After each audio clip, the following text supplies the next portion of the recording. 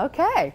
Hey, it is time for Money Tuesday today, and our regular guest for that segment is with us once again, Stewart Welch. Good to see you, sir. Good morning. All right, so we are tackling two questions today, and a couple of them pretty complicated questions. Yeah, we got.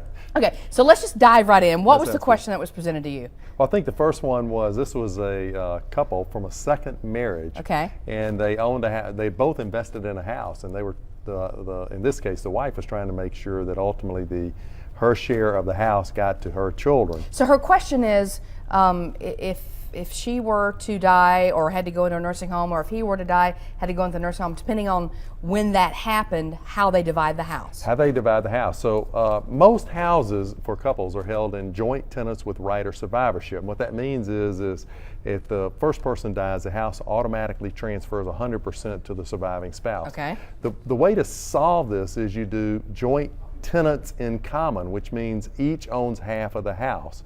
And then in this case, you need to add something that gives them permission, the surviving spouse, permission to live in the house for their lifetime. So is that a different legal form, or is that something that's just in a will?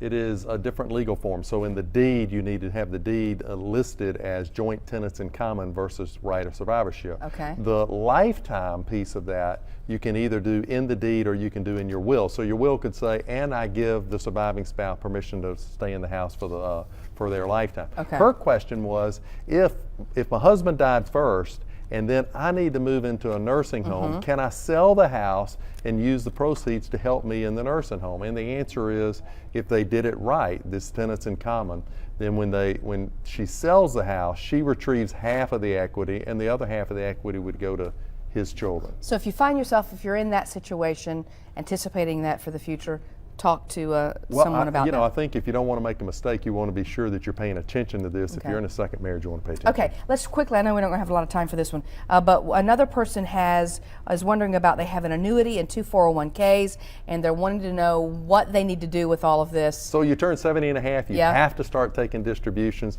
The question is, how do you calculate that? It is complicated. You have IRAs, you calculate the required minimum distribution separately, but then you can take the money from any mix of those. With a 403B, you can you have to do it a little differently, but in a 401k, so you might have multiple 401ks, right. and that you have to calculate them separately and take the money from each one. Because if you're not taking it correctly, what happens? So here's the big thing. This matters because it's a 50% penalties and there are no exceptions under the law. Okay. So the point is, if you have multiple ones, get help. Don't make this mistake. Okay. All right. So talk with someone who knows a little bit more than I do, for example. Someone like him. That's good. All right, Stewart, good to see you. Thanks, Janice. All right, complicated topics, but something everybody deals with. Hey.